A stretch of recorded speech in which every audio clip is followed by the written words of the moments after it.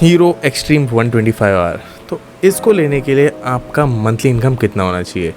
इस वीडियो में हम लोग तीन चीज़ देखेंगे। एक तो हीरो एक्सट्रीम 125R का ऑन रोड प्राइस, सेकंड है EMI with every year, like एक साल में EMI कितना पड़ेगा, सेकंड ईयर में कितना पड़ेगा, इससे 5 साल का हम लोग करेंगे। और थर्ड पॉइंट है affordable income with every year of EMI। And तक बने रहना, सब कुछ क्लियर करेंगे। तो यहाँ पे आपको हीरो एक्सट्रीम 125R के दो वेरिएंट देखने मिल जाते हैं। एक तो है IBS मॉडल और एक ABS मॉडल, जो कि टॉप मॉडल है। तो यहाँ पे हम लोग जो बात करेंगे वो है ABS मॉडल का, ठीक है। तो hero extreme 125R ABS model का आपको एक शोरूम देखने मिल जाता है 95,738 रुपीज़, और ऑन रोड आते आते इसका प्राइस हो जाता है 1,19,000 रुपीज़। ये मैं बता रहा हूँ मुंबई सिटी का, आपकी सिटी का कुछ कम ज़्यादा हो सकते हैं, ज़्यादा डिफरेंस नहीं होता। और यहाँ पे मैं ज्यूम करता है 20% आप डाउन पेमेंट दे रहे हो, ठीक है। तो 20% डाउन पेमेंट इसका अराउंड होता है 23,839। तो बचा हुआ अमाउंट हो जाता है 95,358 रुपीज़।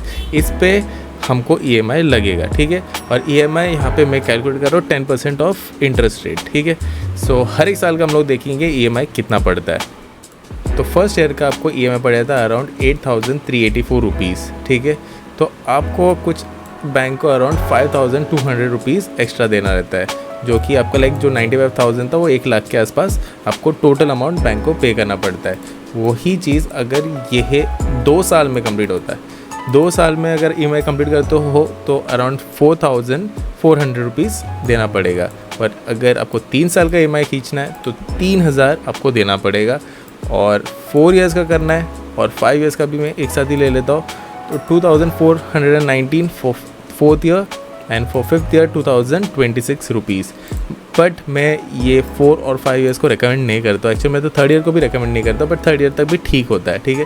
क्योंकि आप देख सकते हो 1 ईयर के लिए आप 8,000 दे रहे हो, सेकेंड ईयर के लिए आप 4,400 दे रहे हो, और 3rd ईयर के लिए आप 3,000 दे रहे हो। तो चलो फर्स्ट ईयर और सेकेंड ईयर में आपको हाफ का डायरेक्ट मिल जाता है, लाइक आधा हो जाता है EMI।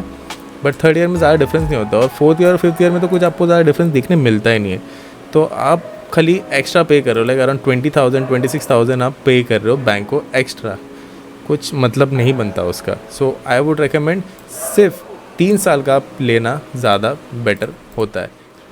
तो अभी हम लोग बात करें फ्यूल और सर्विस कॉस्ट का। तो यहाँ पे बेसिकली कंपनी क्लेम करती है 55 से 60, बट मैं फ़िलहाल यहाँ पे कंसिडर करता हूँ 50। हमेशा कम लेना ज़्यादा बेटर होता है, बिकॉज इसके आसपास ही मिल जाता है, आपको ज़्यादा नहीं मिलता, ठीक है।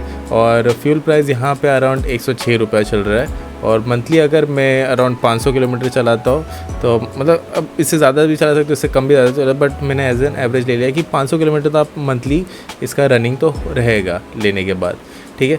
और फ्यूल कॉस्ट मंथली आपको पड़ रहा है 1,060 रुपया। ये टोटल कैलकुलेशन इस हिसाब से निकाला है। और सर्विस कॉस्ट यहाँ पे मैंने 600 रुपीज़ ही लिया है, क्योंकि हीरो का ज़्यादा सर्विस कॉस्ट नहीं रहता, प्लस ये 125 cc का बाइक है, तो 600 रुपया monthly cost kind of assume किया मैंने। इससे कम भी हो सकता है, थोड़ा सा ज़्यादा भी हो सकता है, बट कम होने का ज़्यादा चांसेस है यहाँ पे। बट यहाँ पे कुछ टूटता है फूटता है वो सब कंसिडर यहाँ पे नहीं किया है, सिर्फ मैंने सर्विस कॉस्ट को ही ऐड ऑन किया है। और फिर टोटल इसका फ्यूल एंड सर्विस कॉस्ट का बन जाता है 1,660 रुपीज़। तो अभी हम लोग निकालेंगे total monthly cost of this bike.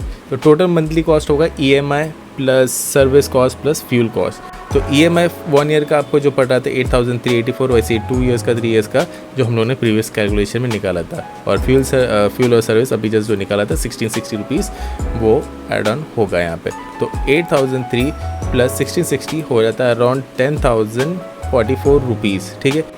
तो आपको यहाँ पे 1 साल का 10,000 के आसपास टोटल मंथली कॉस्ट पड़ रहा है, ठीक है। बट अगर आप 2 इयर्स का EMI के साथ कर रहे हो तो 6,000 पड़ेगा, 3 इयर्स के साथ कर रहे हो तो 4,700, और 4 इयर्स के साथ 4,000, और 5th ईयर के साथ आपको 3,600 रुपया टोटल मंथली कॉस्ट पड़ेगा, ठीक है। अब निकालेंगे हम लोग affordability according to the monthly cost. तो यहाँ पे भी मैं अफोर्डेबल इनकम हर एक ईयर्स के हिसाब से निकाल रहा हूँ। तो उस हिसाब से 1 ईयर का 10,000 जो पड़ रहा था, तो आपको अफोर्डेबल इनकम लाइक आपका मंथली इनकम होना चाहिए 40,000 रुपीज़, ठीक है। और अगर यही चीज़ अगर सेकेंड ईयर का 6,000 का होता है तो अराउंड आपको 24,000 रुपीज़ का एटलीस्ट इनकम होना चाहिए।